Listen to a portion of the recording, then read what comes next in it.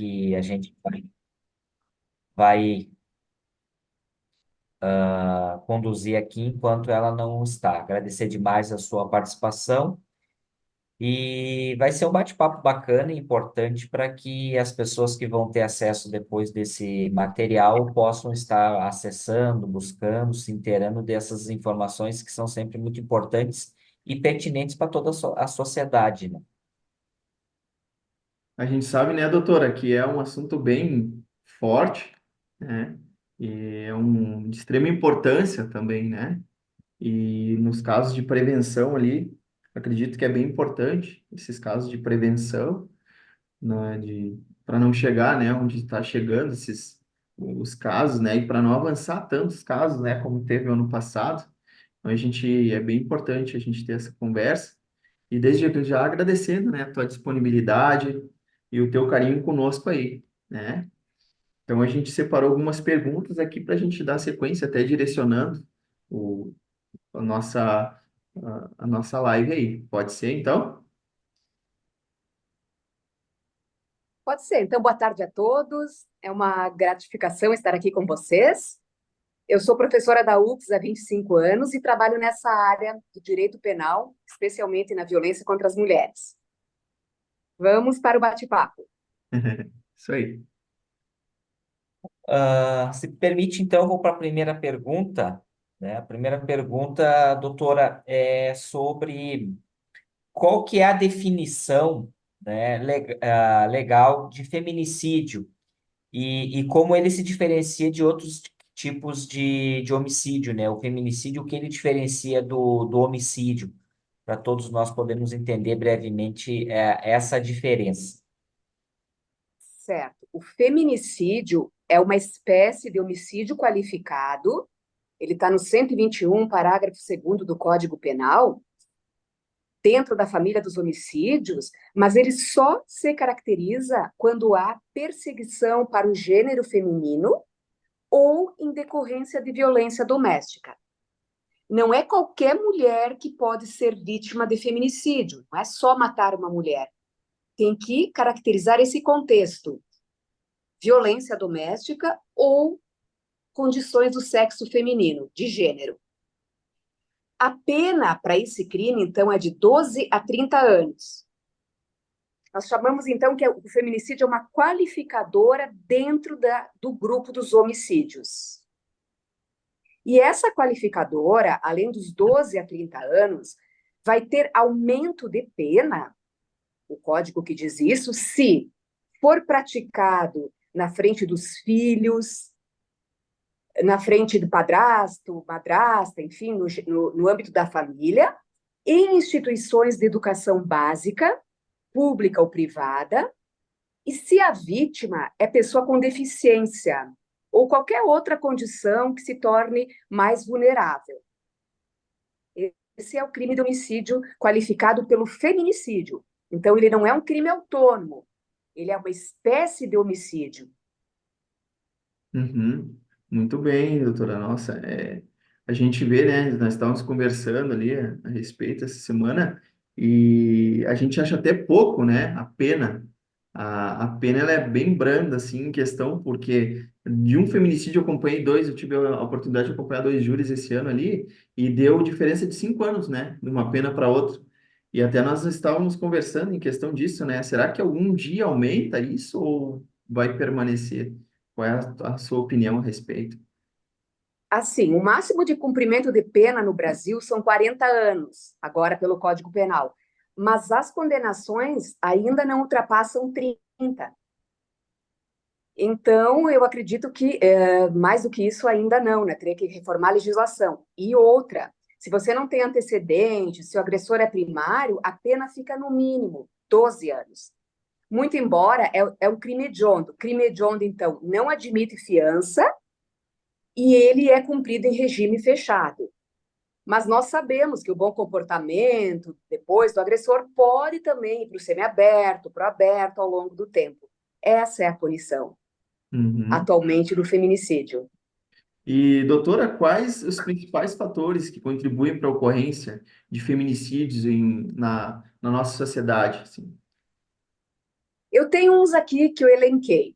Nós temos dependência financeira, dependência afetiva, problemas da má distribuição de renda das nossas vítimas, estigmas, discriminação, a grande desigualdade de gênero, também manifestações de ódio e desprezo contra as mulheres, e, inclusive, uma recente decisão do tribunal, os tribunais admitem também para transexuais, desde que essa vítima de feminicídio se identifique como mulher no seu registro.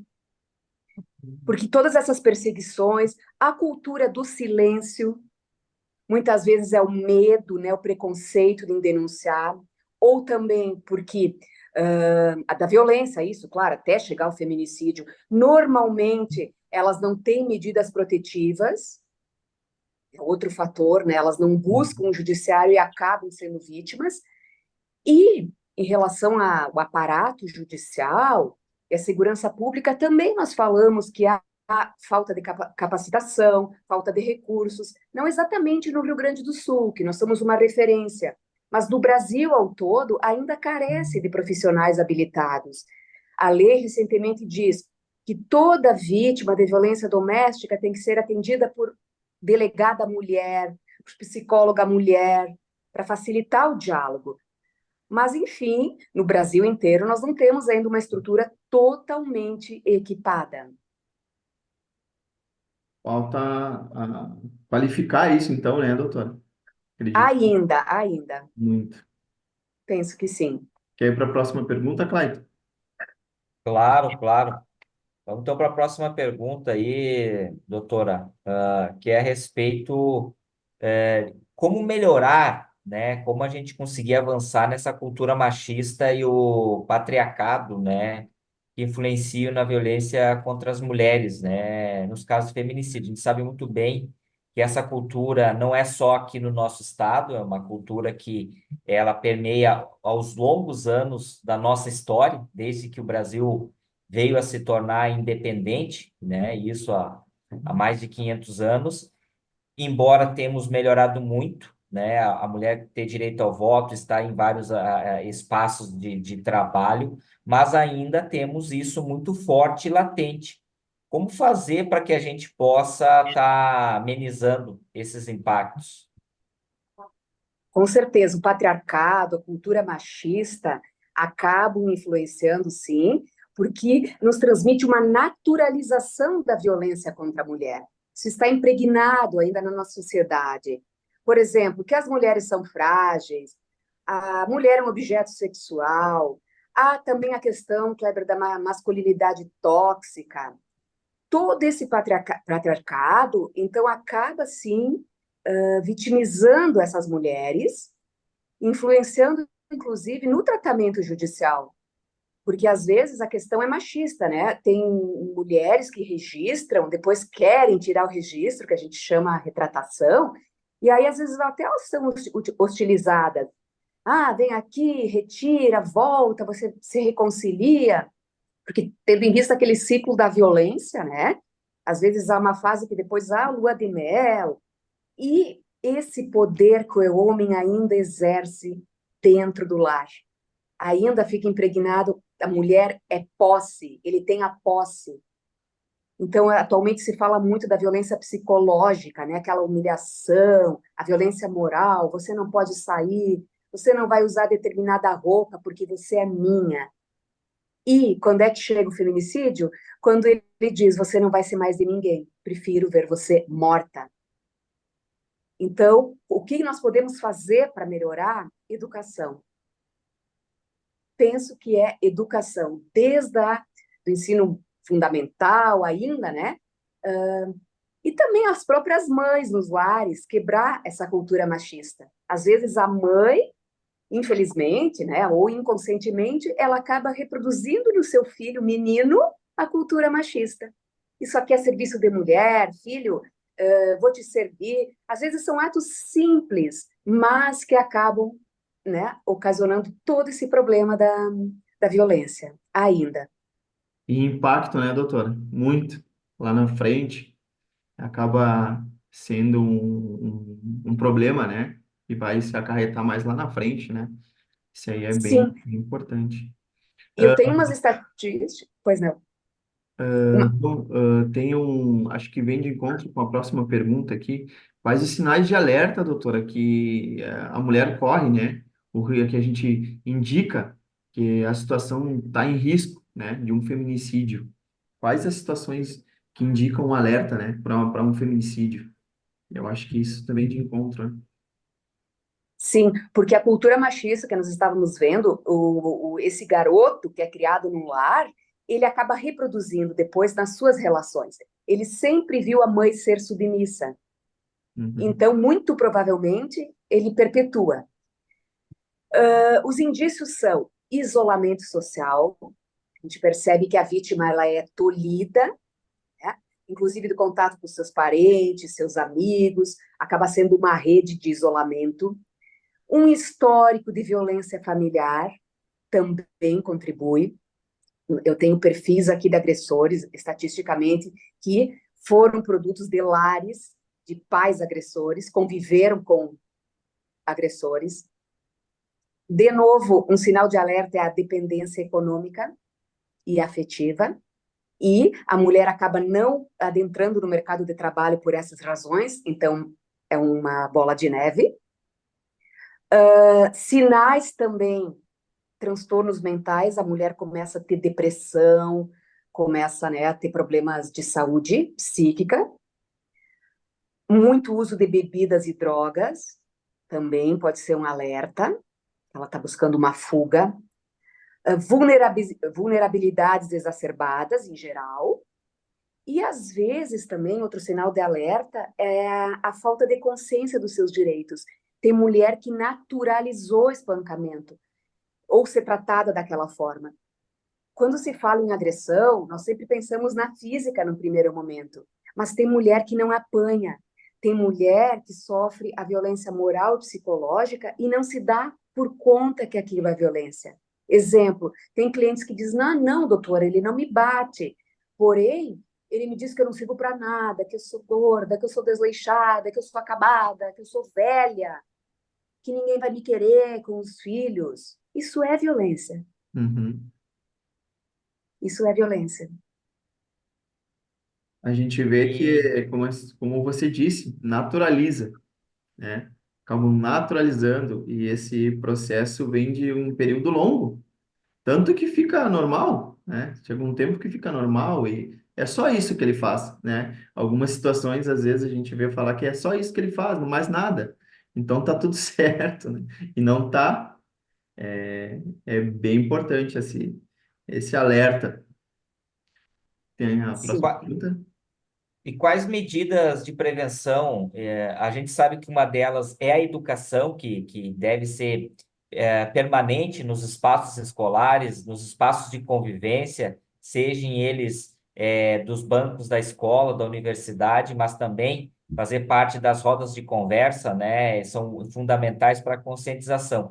Mas fora essas medidas, que não são poucas, e a gente tem um trabalho árduo enquanto sociedade para fazer isso, que outros tipos de prevenção e proteção a gente pode tentar ajudar para que essas vítimas ou pessoas que estão percebendo que pode estar nisso aí, possam estar se protegendo. Buscar as redes de atendimento, denunciar, procurar a delegacia da mulher, pode ser até uma denúncia anônima, ela pode depois, sei lá, daqui a pouco uma vizinha, alguém, com uma amiga. Nós temos toda a rede de apoio, por exemplo, em Caxias do Sul, nós temos os abrigos, ela casa, o nome da casa é Casa Raquel, que abriga as mulheres vítimas de violência, tem todo um aparato judicial e de políticas públicas. Essa vítima, ela é encaminhada para serviço psicológico, tudo gratuito, tudo fornecido ou pelo SUS, ou pelo município, ou inclusive toda a rede de apoio que a gente chama. Então, denunciar. Judicialmente, tem as medidas protetivas de urgência. Elas são deferidas imediatamente, num período de 24 horas, o delegado já e o juiz homologam, deferem a medida protetiva de urgência, retiram o agressor do lar, Quando ele tem armas, né, suspende o uso de armas.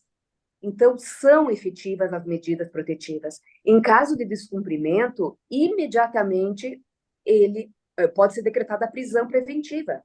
E, inclusive, aqui no Rio Grande do Sul, nós temos tornozeleiras eletrônicas que eles estão usando para monitoramento desse agressor. Se ele transgredir, se aproximar da vítima, geralmente as medidas protetivas são de 200 metros de afastamento. Ou também, assim, qualquer forma de contato, nem por telefone, nem por rede social. Tudo isso caracteriza transgressão de medida protetiva, que já é um crime. Me parece que é bem preventivo para o feminicídio. Acreditar, sim, que tem toda essa rede de proteção. Nós temos aqui em Caxias do Sul, Juizado de Violência Doméstica. É uma vara especializada só para esse tipo de delito. Que o que tem se percebido estatisticamente é feminicídio para aquelas vítimas que não têm medida protetiva. Nós temos a Patrulha da Maria da Penha, eficiente aqui no município também. Se ele transgredir, se ele se aproximar, né, ela já pode telefonar que chega a patrulha. Então, me parece que todas essas são medidas preventivas, para não, né, caracterizar o ápice que é o feminicídio, ou uma tentativa de feminicídio, eventualmente, né? Tem a nossa próxima pergunta, doutora, é justamente essa.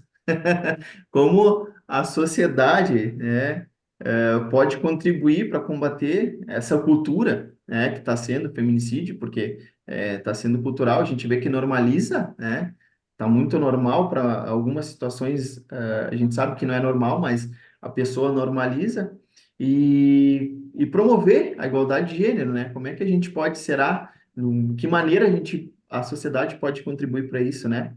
Para promover a igualdade de gênero. Acho que é possível isso? Possível, claro. Como?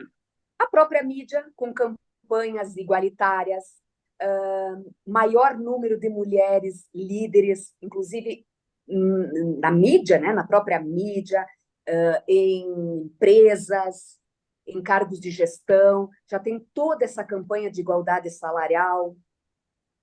Outra forma é estimular a denúncia. Denunciar agressão, denunciar que foi vítima de violência, daqui a pouco é uma violência sexual também. Nós temos 5 tipos de violência: a moral, a psicológica, a sexual, a física e a patrimonial, porque às vezes ela não se dá por conta que ele dilapida os bens pessoais dela. Teve uma cliente que teve o seu computador danificado, os seus bens pessoais, gera inclusive, né, despesas, a gente diz violência patrimonial. Então, me parece que sim, o governo, né, as políticas públicas podem incentivar essas campanhas de igualdade, principalmente oportunizando, né, equiparação salarial, mais mulheres em cargos, assim por diante. Doutora, a gente tem mais quanto tempo aí, Clayton, será? Uns De 10 minutos. 10 minutos? Só, tá, mas vamos Não, lá. não, é que a gente tem o tempo aqui do Meet, mas assim que Claro. encerrar, a gente retorna, tá? Ah, tá, Caso a gente sair do ar aí, a gente volta depois, tá? Só para tá te bem. avisar, tá bom? Não é, a gente não desligou, encerrou aqui, daí a gente retorna, tá? Bem tranquilo, a gente tem mais algumas perguntas, mas tá muito bom esse debate aí, tá muito bacana, doutora. Muito Inclusive, esclarecedor. né, doutora Glenda, o que tu explicou e a rede de apoio que tem, ao mesmo tempo a gente escuta cotidianamente é de que não adianta, a Maria da Penha ela não protege, né? Faz com que haja um reforço de que toda essa rede de proteção ela é muito frágil, embora a gente saiba que não é. Então, tudo isso é para forçar que a pessoa não faça aquilo que foi falado até agora, que é procure ajuda, denuncie. Porque, ao mesmo tempo, existe uma força muito grande por parte masculina reforçada isso nos lares, e isso não são só lares de pessoas de baixa renda, mas em todos os lares, independente das classes sociais, dizendo que aquilo não resolve, que aquilo não funciona. e agora esse ano que nós tivemos o primeiro feminicídio aqui na nossa cidade, a gente escuta nos corredores, nas ruas, a mesma coisa, no sentido, viu, não adianta, ela tinha isso, mas não resolveu, mesmo assim foi tirado da vida dela. Mas é bem ao contrário, a gente precisa continuar reforçando a rede de proteção, que ela é muito boa e eficiente, e seguir empoderando as pessoas que são vítimas de violência a procurar ajuda, e a gente que observar que alguém está sofrendo alguma agressão, também fazer esse comunicado, né? Que a gente tinha antigamente, mas agora já se trabalha muito forte nisso, que em briga de marido e mulher se mete a colher sim, né? Exato. Então, esses preconceitos, esses estigmas, eles acabam desencadeando essa não procura, né, o judiciário por desacreditar. E, pelo contrário, me parece também que fazendo campanhas incluindo homens, né, nesta para promover relações saudáveis e não tóxicas é uma forma de prevenção. Chamar os homens também, incluí-los. E outro aspecto, tem um projeto muito importante para os agressores, nós estamos falando de violência doméstica, né? Quando eles são submetidos ao judiciário, nós temos o projeto HORA, ou seja, ao invés de só punir, prisão, a gente sabe que aqui no Brasil tem um tempo de prisão, prisão preventiva, daqui a pouco, né, ele pede uma soltura. O projeto HORA significa, ele é convidado, esse agressor, né, que está respondendo um processo por violência doméstica, a participar de reuniões, que são lá no fórum, com a psicóloga forense e com uma equipe multidisciplinar, assistente social, a maioria dela composta de mulheres, para conversar com esses homens. Nós chamamos de horas de conversa. O projeto diz homens, orientação, reflexão e atendimento, para tentar resgatar esse homem.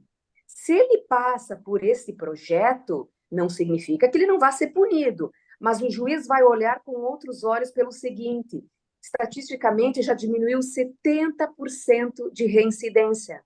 Esses homens que se recuperaram, que fizeram a terapia, né, e participaram desses grupos, desses projetos, eles não reincidem. Isso significa que nos próximas relações, eles não vão repetir o padrão.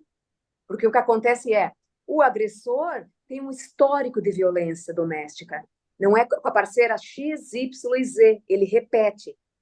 Isso também evita o feminicídio. Então, sim, há punição, há efetiva. Sou dessa opinião. Esse projeto é um exemplo, estatisticamente recupera esse Até, homem. até fui, doutor, né, na inauguração do livro que teve, da doutora Elaine ali, né? Exato. Show. Achei bem importante, bem interessante esse olhar. E aí, foi comentado na inauguração, muitos não queriam, né? Mas teve estatisticamente foi muito positivo. É bem importante também esse outro olhar, né? Porque até então se tem um olhar diferente, né? E quase ninguém, como ela comentou, quase ninguém queria o projeto. E foi um projeto que deu uma volta, deu uma satisfação bem boa, né? Foi bem positivo o impacto, bem interessante. Claro, porque nós temos essa cultura de que não há punição, não dá nada, ou passam a mão na cabeça do agressor. Não é. É uma recuperação para evitar um mal maior. Ele vai Uhum. ser punido? Sim, mas também trabalhar com a recuperação desse homem, que nunca foi ouvido, que não teve oportunidade para refletir. Boa tarde, doutora. Quando o assunto estava Boa tarde. caiu. Mas deu tudo certo. Nós estávamos Sim, falando sobre o projeto Hora, né, doutora? isso aí. Sim. E aí a senhora estava nos comentando que é um projeto para ressocializar o homem na sociedade, isso em questão do feminicídio, é isso? Isso, e inclusive, a psicóloga sempre nos conta que tem muita resistência no início por parte desse agressor, principalmente por estar na frente de tantas mulheres, propositadamente. E ele acaba, né, depois, 3 meses praticamente, que eles participam, uma vez por semana, a cada 15 dias, depende, né? E ele acaba se soltando, depois aceitando, e reconhecendo que isso foi muito válido. Inclusive, para alguns, eles dizem o seguinte: não, eu sempre vi meu pai fazendo isso com a minha mãe, eu não sabia que xingar a minha ex, a mãe dos meus filhos, enfim, era, era violência. Eu sempre xinguei, eu sempre reclamei, mas eu nunca bati. A fala deles, né? Hum. Então, é bem importante, na minha opinião, é uma forma de prevenir. Eu confesso que eu olhei, né? A gente tem uma visão de fora, e aí eu tinha um olhar, pô, encoraja, né? Encoraja, é um projeto de muita coragem, porque tu vê, né, a situação como eles colocaram ali, o juiz e a Elaine, no dia, que ninguém queria o projeto, as pessoas tinham muita resistência, até os profissionais, em pegar o projeto. E depois que foi pego o projeto, começou a dar essa positividade, e tanto que agora ele impactou, né, estatisticamente positivamente, né, então foi acredito ser um projeto piloto para outros também, né, porque sim, tem que ter esse olhar. Como você disse, tem que ter os dois lados, né, e tem que cuidar dos dois lados, o lado ferido e o lado que feriu. É bem importante. Então, tem que ter esses profissionais e capacitados, né? Cada vez mais que a gente tenha profissionais mais capacitados para lidar com esse tipo de que está sendo um problema, né? Tomara que aqui um tempo não tenhamos tanto esse tipo de problema, né? Mas a gente, eu tenho fé, tenho muita fé em que dê certo aí esses projetos e que avancem, né? No sentido de ajuda também e de auxílio para nós, sociedade no geral, né? Vamos Certo? para a próxima pergunta, então, doutora. No caso da educação, né, e conscientização, você acha que pode desempenhar um papel fundamental na prevenção do feminicídio? Com certeza. Quando se fala em empoderamento feminino, começam nas escolas. Por exemplo, divulgando o que é a Lei Maria da Penha, explicando como a mulher tem que ser tratada, com movimentos sutis, mas que ao longo do tempo eles vão se somando. Eu acredito que a educação, a conscientização. Eu acho que é a base, né? Acredita nessa base, desde já. Interessante. E também um link com o empoderamento feminino é oportunizar que as mulheres ingressem no mercado de trabalho. Porque se pergunta muito, se questiona como é que a vítima diz o seguinte: como é que eu vou sair de casa, doutora, se eu dependo dele para criar meus filhos? Então, me parece que uma forma da libertação da mulher é a independência econômica, né? Para quebrar esse conflito. E o outro é quebrar a dependência afetiva, porque as mulheres também foram criadas e a paixão cega, como se diz, elas não conseguem se libertar disso. Elas dizem, mas eu vou dar uma chance, porque afinal ele é pai dos meus filhos. Mas vamos nos lembrar que um divórcio, uma separação bem feita, seja menos perniciosa para os filhos do que conviver naquele contexto de violência. Esse agressor que passou por esse processo do hora, nós vamos ter que lembrar que ele tem filhos, né? Via de regra, termina o vínculo com a esposa, com a ex-mulher, mas com os filhos continuam. Então, tem que saber dialogar, você tem que ter contato. Né? Me parece que é uma forma de prevenir, sim, educação, conscientização, campanhas para as mulheres também. Isso De aí, fato, engajamento. de fato. E na sua experiência, doutora, quais são os impactos que a gente imagina, né? Mas você que está à frente, tem já uma longa experiência, os impactos psicológicos e emocionais, né, nas famílias e na sociedade decorrente, de um feminicídio, porque a gente observou agora, nesse ano, falando aqui apenas de Caxias do Sul, mas Uhum. agora está acontecendo agressões, agora, nesse momento pode estar acontecendo mais uma violência que pode estar levando à morte, a gente observa que aquela família, de longe, está sendo impactada, mas isso é simplesmente um achômetro de uma única pessoa. Você que está à frente disso e observa como pesquisadora, e uma professora universitária, e também como advogada que tem esse tato e essa experiência ao longo da vida, quais são os impactos que muitas pessoas imaginam como eu, mas estão longe do macro. A gente imagina o micro. Ó, pensa bem, são muitos, muitos impactos. Na verdade, todo feminicídio, todo crime reverbera na sociedade. Não dá para dizer que o efeito é só individual, mas o feminicídio é em toda a coletividade. Ele desestrutura uma família inteira. Há filhos, luto, né, órfãos, o genitor preso, perde o poder familiar, não pode mais ver os filhos. Enfim, é uma sequência infinita, porque o núcleo familiar, mesmo para as que não têm filhos, ela é uma amiga, ela é uma profissional, ela é uma filha, né? Então, é uma perda que a gente diz que ela é coletiva. Todo crime impacta a sociedade, mas o feminicídio, ele desestrutura todo um arranjo familiar. E ele perpetua problemas psíquicos, esses órfãos, órfão de pai vivo, cumprindo pena, né? E mãe que foi retirada a vida pelo próprio genitor. É um impacto imensurável.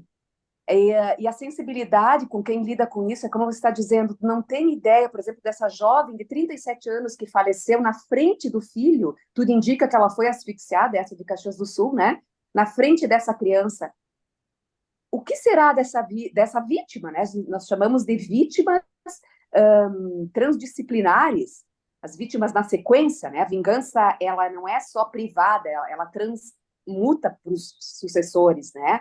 Transcende, transpassa. Que mais também? Sobrecarga no sistema penal e no sistema judiciário, porque todo crime acaba impactando. Nós estávamos comentando antes, ele vai ficar uns 20 anos, bom, talvez 30, mas ele vai voltar para a sociedade. E será que haverá o perdão daquele filho? Problemas psicológicos e psíquicos, com certeza, são imensuráveis. Muito mais do que só a perda no primeiro momento, né? Eu penso que é muito, muito complexo e ruim lidar nessa área. É triste, é triste. E doutora, não menos importante, né, mas mais uma pergunta aqui, nós, quais as políticas públicas, né, e legislações existentes que visam combater ali o feminicídio e proteger os direitos das mulheres? Quais essas políticas? Acho que ela perdeu. Saiu? Será que ela saiu, Cleber? Sim, acho que caiu a conexão. Vamos Esperar ela, aguardar. esperar ela voltar. Fazer a pergunta, ela não tá, né?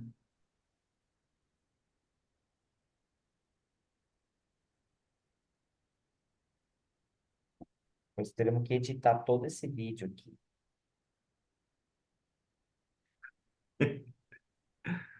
Pegar ele todo e fazer os recortes. Tá entrando? Pronto.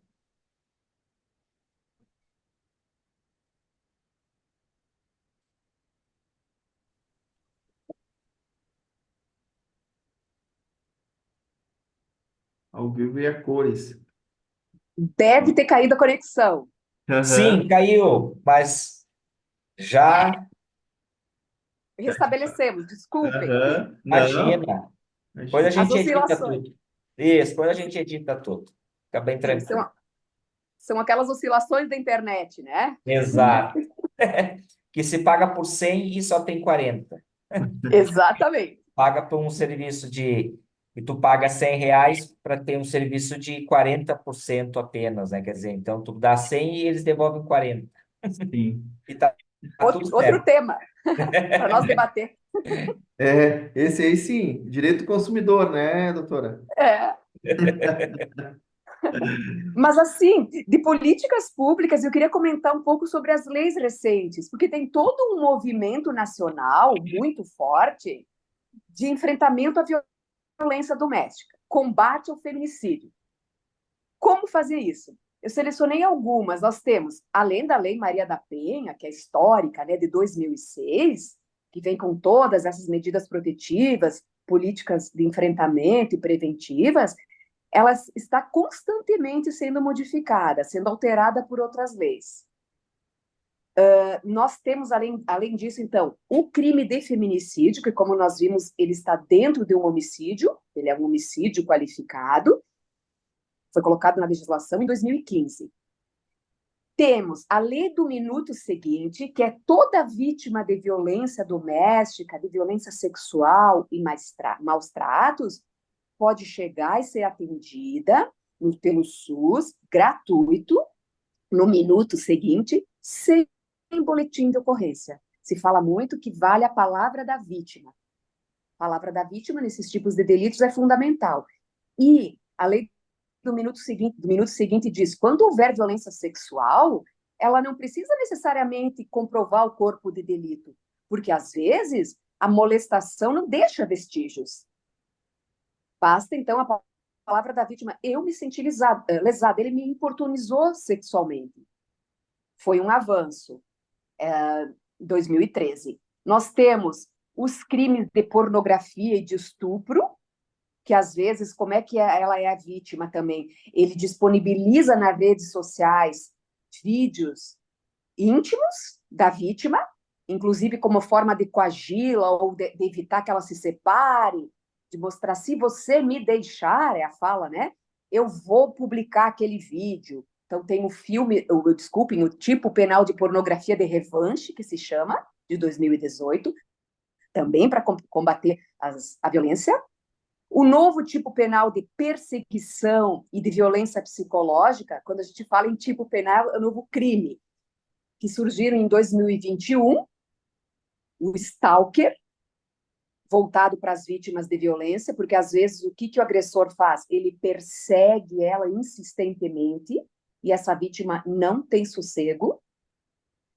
Nós tivemos, em 2019, uma lei obrigando a notificação compulsória de toda mulher que prestar queixas de vítima de violência doméstica e familiar, que é o programa de enfrentamento para ficar nas estatísticas, notificação compulsória pelos órgãos assistenciais. Temos, que é um pouco antiga, mas a Lei Carolina Dickmann, que foi uma das primeiras, em homenagem às mulheres, de violação de dispositivo de informática, é o artigo 154A do Código Penal, que diz assim, violar dispositivo informático da vítima, expondo ou não fotos de nudez ou dados pessoais, porque às vezes também a vítima não se dá por conta, mesmo num casamento teoricamente saudável, numa relação, ele controla tudo, controla todo. Nós temos o direito à privacidade, a mulher não perde isso por estar num relacionamento.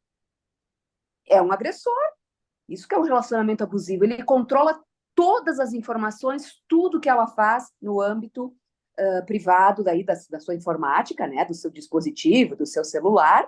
Quando falamos meios informáticos, é em sentido amplo. Então, uma lei que amparou também.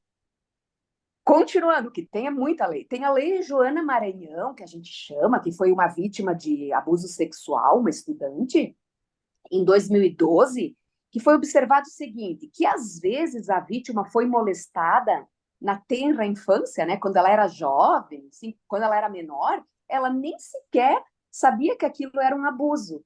Às vezes até pelo próprio genitor, ela sofreu uma violência sexual, que inclusive, estatisticamente, é sempre com algum parente, é sempre com alguém próximo à família. Quando ela completa 18 anos, ela pode denunciar. Não prescreve. O que é diferente, né? Porque o direito penal nós falamos que existe prescrição. Então, eu fui vítima quando eu era criança. E eu relembrei isso, né, naquelas memórias que a gente chama de memórias afetivas, que através de tratamento psicológico elas vêm à tona. Então, ela pode denunciar. Foi um outro avanço do Código Penal. Mas espera aí, ela adquire a maioridade, ela escolhe, inclusive. Eu fui vítima no passado, sim, quando eu era uma adolescente, quando eu era vulnerável. Agora eu vou denunciar. Nós também temos aquela lei famosa da época da pandemia, que é sinal vermelho contra a violência doméstica, que a vítima assinalava na sua mão, né? Que estou sofrendo violência doméstica, porque, como disse o nosso colega aí da cultura de briga de marido e mulher, não se mete a colher, exceto na violência doméstica, que sim, nós temos que nos, né, fazer denúncia anônima, dizer, eu ouvi, eu acredito que a minha vizinha está sofrendo, ligo lá no 180, né, diz que denúncia, isso tem eficácia. Temos mais, em 2021, eu não vou ficar citando o nome da lei, né, o número, mas diz o seguinte, que é um formulário padrão de atendimento de risco para vítima de violência doméstica. É como se fosse um termômetro, né? Que lá na delegacia eles têm um coeficiente com quesitos e perguntas para ver qual é o risco dessa vítima sofrer um feminicídio. É bem interessante. Então, está na lei também, avaliação do risco, que também é uma forma de evitar o feminicídio. E voltando ao assunto, vamos denunciar para ter medida protetiva, porque lá na delegacia eles têm todo esse aparato para ver qual é o risco efetivo. Esses profissionais têm, né, essa desenvoltura, essa capacitação para avaliar esse risco. Porque às vezes nem ela não se dá por conta que ela é uma vítima em potencial. E o feminicídio não tem uma hora para avisar que vai ocorrer, né?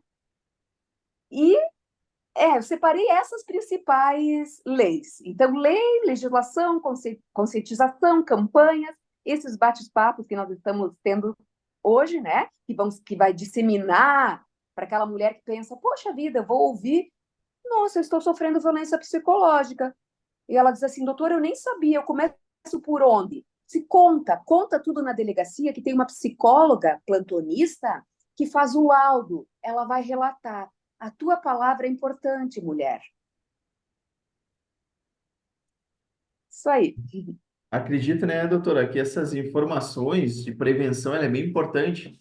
Até nós estávamos conversando essa semana aqui no sindicato, né?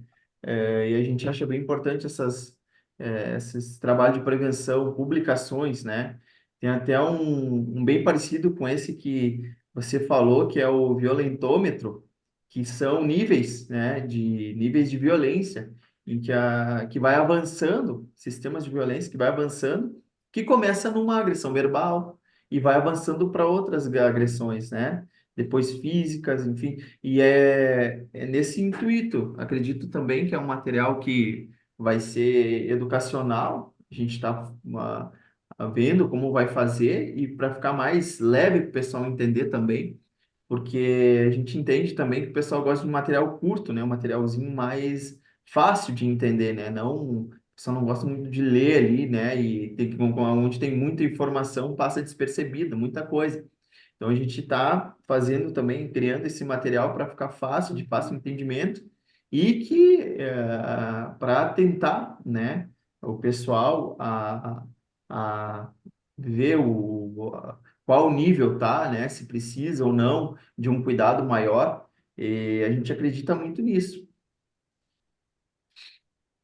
E, inclusive, como se fosse uma cartilha com uma linguagem Isso, mais né? coloquial e não tão técnica, porque às Isso. vezes nós, da área jurídica, tem uma nomenclatura toda técnica, eu podia vir aqui e falar das qualificadoras, majorantes, mas a ideia é vamos facilitar a compreensão, né? Uhum, Vamos partir da ideia de que a pessoa é leiga, ela está fragilizada, ela é vulnerável, independente da classe social. uhum, Independente, porque toda mulher vulnerável, ela pode ter, né, curso superior, ser bem estabelecida, mas a vulnerabilidade dela está implícita. Ela pode uhum. estar sofrendo violência em casa nesse momento. Então, a divulgação, o conhecimento, porque há muito preconceito, muito medo e muita vergonha. É muito medo de se expor. Me parece que é isso também. Nós que atendemos muito casos de divórcio, de violência, no relato ela nos conta: eu tenho vergonha, doutora, de contar isso, que o pai do meu filho, porque é pai do meu filho, eu não quero ver o pai do meu filho preso. Eu disse, mas a senhora tem que se precaver. Então há muito também tabu, muita vergonha, muito preconceito. Ainda em medo, em medo. Com certeza. A gente aqui do Senalba, através da nossa advogada aqui, da Josi, que contatou você, né, e que deu essa importante informação esclarecedora, objetiva, de fácil entendimento. Queremos agradecer muito a tua disponibilidade. Esse material com certeza vai reverberar muito para todos que irão assistir. Vai as perguntas abaixo do vídeo para que vocês possam estar acompanhando os nossos telespectadores e ouvintes que vão assistir, e também os canais de denúncia, né, que começam com a Polícia Civil, percorrem o Disque 100, percorrem o 180, a Brigada Militar, entre outros canais que temos aqui na nossa cidade, que é uma rede de proteção que, se você estiver sofrendo algum tipo de violência, ou se você sabe, denuncie. Toda vida importa e cada vida impacta em toda a sociedade. Muito obrigado, doutora, professora Glenda. Doutora, Para finalizar, posso aham, finalizar com uma estatística importante só para fins de dados. No ano de 2023, tivemos 87 feminicídios no Rio Grande do Sul, 6 em Caxias do Sul. Esse ano já temos um. E o perfil das vítimas, a idade média é entre 18 e 24, isso são dados da delegacia, são vítimas jovens, e mais, 81% dessas vítimas não tinham medidas protetivas, nenhum registro policial.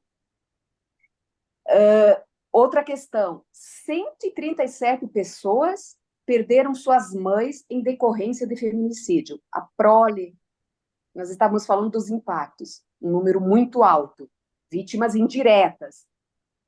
A maioria desses homicídios, 86%, foi causada por um companheiro ou ex-companheiro da vítima, que a gente chama de feminicídio íntimo, né?